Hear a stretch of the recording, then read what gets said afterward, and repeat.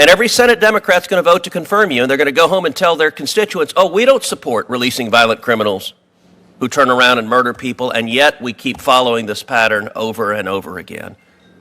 There's a reason people are very concerned about the safety of their families. Ted Cruz asked the same question over and over and over and over again here, guys, and the answer never came. There has been considerable discussion nationally about policies of Democratic district attorneys and Democratic judges releasing violent criminals who in turn turn around and commit more violent crimes and make our communities less safe. This has been a problem plaguing the country as we've seen crime rates skyrocket and murder rates skyrocket. And it is a problem that is exacerbated by the Biden administration and the Democrats in the Senate who continue to further the priorities of releasing violent criminals. When I look at your record, I see a pattern of doing the same thing. You're very familiar with the case of Alberta Lewis. Alberta Lewis allegedly shot Myra Sanchez in the head and then dumped her body in a wheelchair outside of a hospital in downtown Columbia. Oh, okay. You granted Lewis a surety bond in the amount of $150,000. After you did so, it turned out that Lewis was involved in yet another violent incident when police responded to a domestic violence scene involving Lewis, where a woman called 911 saying Lewis had a gun and was setting things on fire. When police arrived, they had to fire almost immediately because of the danger, and they had to go in because Lewis picked up a small and used a small as a human shield, in the process causing injury to two sheriff's deputies. Do you think it was a mistake to release a violent criminal on bond when he went out and committed yet another violent crime? Thank you, Senator. Just answer the question. As I previously stated, Mr. Lewis, when he initially appeared before me, I denied his bond. Okay. It was not until after the state violated the court's order to try his case.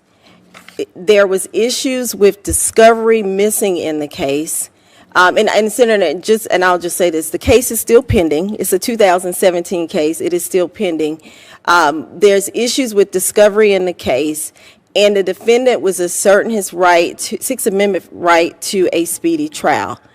That was after 2 years when he initially appeared before me, and I denied his bond. When it comes down to the Sixth Amendment, I can definitely see that that could be something that someone is going to assert, specifically if they are sitting in prison and there's still no insight or future into where they're going here. But I'm sorry, I think sometimes you need to kind of sit down and look at the case here.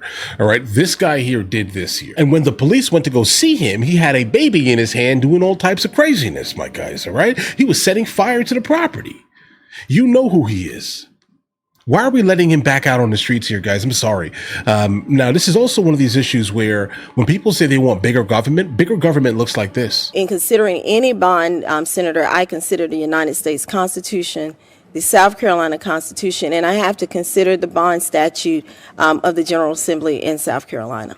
Okay, so you just said you did it because of a speedy trial claim. What is the remedy for a speedy trial claim? The remedy for a speedy trial claim is dismissal. So you didn't do that, did you? My consideration was based on him violating the court's previous order of not trying the case. It was By the way, not what's the Fourth Circuit precedent on speedy trial claims? And isn't it in fact the case that the Fourth Circuit has repeatedly held that substantially longer delays don't violate the speedy trial clause? Well, I think there's an analysis that has to be done. Did you engage in that analysis? Yes, and part of that analysis is that the state has to give a reason as to why they did not try the case. Right, and it definitely has to hold up. And in that case, the state did not have a reason whatsoever. You said you engaged in that analysis. Did you write an opinion? Did you explain your reasoning from the bench? I don't recall. I do not recall, but we do not usually have published opinions in South Carolina. Well, you know, the court they've appointed you to, that's what they do. And Yes, I understand that. so I'm going to give you a chance to answer my question again, because I started She's not with, answering it at all. do you think it was a mistake to release a violent criminal who turned around and injured 2 sheriff's deputies and held up a little Once again, I consider the issues before me, I consider the Constitution of the state of South Carolina, the United States, and the bond code, and I But made you know, my that's decision not any based on comfort that. to the families of the sheriff's deputies who were shot by the violent criminal you released, and you have a pattern of doing so in other cases as well, including releasing one of the people involved in yet another murder of Kelly Honeywell, a 33-year-old single mother of 4 who was murdered, shot during a robbery, and you released one of the individuals involved in that. And listen, what I find amazing is the Biden administration claims they bear no responsibility for releasing violent criminals who turn around and murder people. But then President Biden keeps nominating judicial nominees who have a history of releasing violent criminals who turn around and murder people. And every Senate Democrat's going to vote to confirm you, and they're going to go home and tell their constituents, oh, we don't support releasing violent criminals who turn around and murder people, and yet we keep following this pattern over and over again.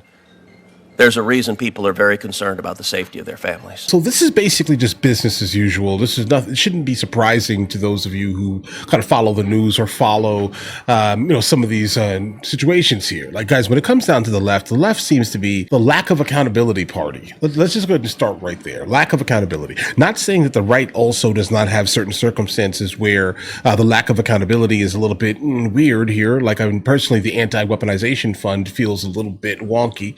There are some people that are attached to that should in fact not be, they should be held accountable for what things that they have done here. But the left large scale consistently is the party of the lack of accountability.